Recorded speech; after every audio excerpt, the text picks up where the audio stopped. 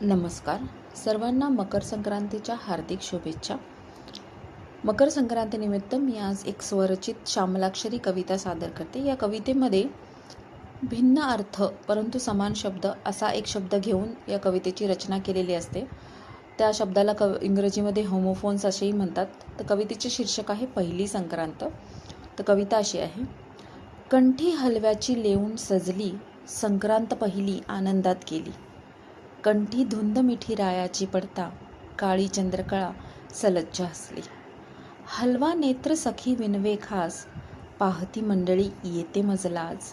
हलवा देता घेता संक्रांती दिनी, गोडवा नात्यात उतरेल आज. हार चमकदार मोत्याचा खुले, काळ्या पोलक्यावर शोभून दिसे. हार न मानता खोडकर सखा, खोडी सर्वांसमोर काढीत असे. पतंग प्रेमाचा आकाशी सोडला, दोघांच्या साथीने तो उंच उडाला. पतंग झेपावे ज्योतीवरी जैसा, तैसा प्रेमात तिच्या तो समरूप झाला. गोळा लाडूचा प्रेमाने भरवला, सण पहिला त्यांचा मजेत गेला. गोळा होऊन आप्त स्वकीय आज, सण त्यांनी मिळून आनंदी केला. कशी वाटली कविता नक्की कळवा. थँक्यू.